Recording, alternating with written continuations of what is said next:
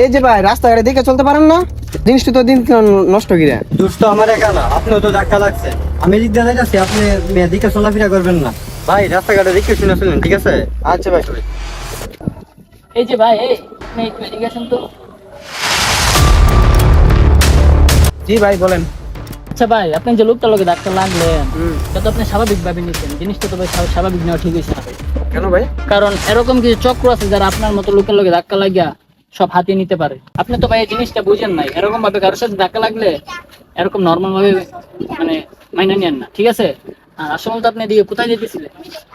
ভাই ও আমার কয়েকটা মোবাইল কিনছিলাম। অনেকগুলো ফোন দেখা যায়। আপনি কি মোবাইলে ব্যবসা করেন নাকি? ওই একটা বড় ভাই থেকে কিনে আনছিলাম, আমি এখন দোকান নিয়ে যেতেছি। আপনি চাইলে ভাই আমার গাড়ি দিয়ে আমি ড্রপ করে দিতে পারি। ও কে আমাকে মদন পাইছে নাকি? আচ্ছা ভাই, এত চিন্তা ভাবনা করে কি আছে? চাইলে আপনি যাইতে পারেন আমার সাথে। আমি যেতেছিলাম এর রোডে। না ভাই সমস্যা না, আমি যাইতে পারবো, সমস্যা নেই। জায়গা ভাই জায়গা। আচ্ছা ঠিক আছে ভাই। লোকটাকে দেখে তো ভালোই মনে হইতেছে। আচ্ছা পরে দেখ মনে। ভাই বিদেশের ব্যাপারটা একটু দেখেন। আরে তুমি বালা কথা মনে করছো? ইতালি, রোমানি, মানে কুয়েত, বাহরান, সৌদি আরব, এগুলো তো মানে ভরপুর। এগুলো নিয়ে তো আসলে প্যারা নিতে চাই না আমি। আচ্ছা তারপরে তোমরা বলছো এলাকার বাইরের মানুষ, আমি তো এগুলো নেই না। আচ্ছা ঠিক আছে, তোমার ব্যাপারটা আমি দেখতেছি। আচ্ছা তুমি জালমেটা খাও, পরে আমি দেখতেছি ব্যাপারটা। তোমার ব্যাপারটা বেশি দিন লাগবে না, আশা করি হয়ে যাবে কিছুদিনের মধ্যে।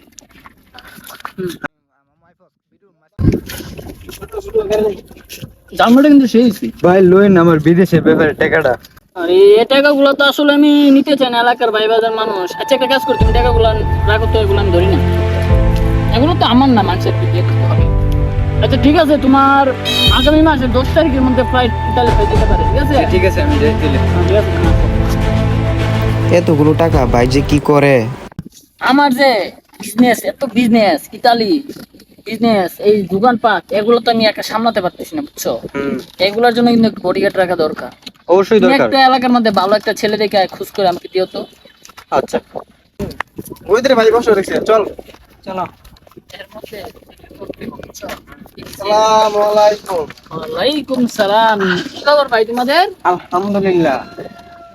ভাই একটা জরুরি কাজে লাগাইছিলাম। আচ্ছা কি জানি ভাই, এলাকায় আমাদের শুনতেছি আপনি পেলে বিদেশ লোক আনা নেওয়া করেন। এমনি তো করি না, তবে ছোট ভাই ব্রাদার এলাকার পোলাপান ধরে তো আমি তো মানুষের হেল্প করি, সাহায্য করি, তোমরা জানো। এই জন্য আর কি ছোট ভাই ব্রাদারের কথা তো ফেলতে পারি না, তাই টুকটাক মানুষের হেল্প করি আর কি। বাইরে নেই, ইতালি তো আমার বড় বড় বিজনেস আছে, ব্যবসা আছে, দোকানপাট আছে, এগুলা তো আমি একা সামলাতে পারি না, তাই এলাকার ভাই ব্রাদারকে নিয়ে কাজে লাগাই দিই। হেল্প করতে পারবেন ভাই? হ্যাঁ বলো। আমার একটা শখ ছিল, ইতালি গিয়া আমি মসজিদে ইমামতি করবো। আপনি যদি আমার একটু হেল্প করতেন ভাই। তোদের কথা কি বলবো আমি, এগুলো তো আমি করতে চাই না, তারপর এলাকার ভাই ব্রাদার মানুষ, তোরা কস এগুলো তো ঝামেলা। আচ্ছা ইতালি তো আমার অনেক লোক আছে, কাছের ভাই ব্রাদার আছে।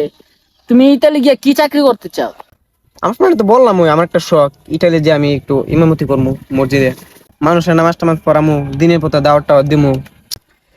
ওর সাথে কথা বলে দেখি আমি, বেতনটা একটু কম অবশ্যই, 4 লাখ টাকার মতো পড়বে। এই বেতনে কি তোমার হবে? 4 লাখ টাকা বলে কম? হালাই কয় কি 4 লাখ টাকা বলে কম? 4 লাখ টাকা বলে এর কাছে কম মনে হয়? আরে ভাই আমি তো ওই ইটালি যাবো টাকার জন্য না। আচ্ছা ঠিক আছে, সমস্যা নাই। খুব ভালো একটা ব্যাপার, তোমার সাথে কথা হয়েছে, খুব ভালো লাগছে। কারণ তুমি তো এলাকার ছোট ভাই, আর মাশাআল্লাহ দাড়ি টাড়ি রাখছো, পাঞ্জাবি পরলে ভালো লাগে।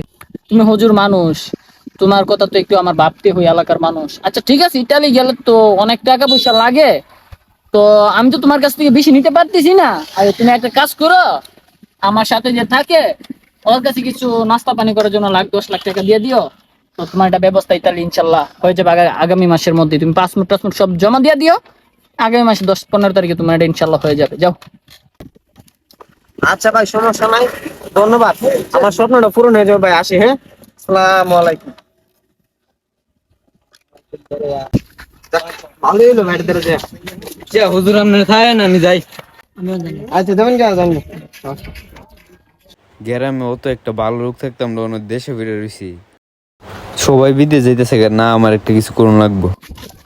এলাকার লোকের তো বিদেশের কথা কইলাম, ইমাম সাহেবের কথা কইলাম, বাইরে নিম কইলাম, চাকরি দিম কইলাম, দিয়া তো কামাইলেছি 20 থেকে 40 লাখ। এখন তো যদি আমারে বাড়ে খালি তো আমারে কঠিন ভাবে মাইকে দিত। কাজ করি, ইতালি তো যাইতে আমি পারতাম না, এলাকার দিবাগি পরে যাই করো কোনে দেখা যাক।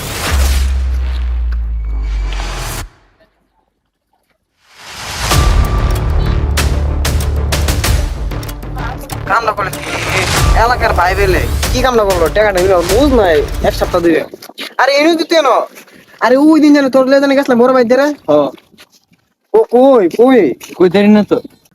আরে চা পানি বলা আমার তো 10 লাখ টাকা নিছিল এসে উদা হয়ে গেছে গা আমার তো নিচে 20 লাখ। তুই কত টাকা দিলে এবার এই কয়েকদিন আগে তো আমি 20 লাখ টাকা দিছি। আরে ওটা তো বিচারে পাইতেছি না কিরে ভাই কি গেছে গা? আমার বাপের জমি দিয়ে বেচা 20 লাখ টাকা দিছি। আরে আমার 20 লাখ। ভাই ভাই রমন ভাই দেখছো? কে রে টাকা লয়ে গেছে গা সারা এলাকা ভিজিতেছি পাইতেছি না তুই তো বেটা 4 দিন ওর লগে তাই হস কই গেছে গা তোর অন ফালায়া নাদিম নর লগে থাকতো নাদিম রে ধরে চল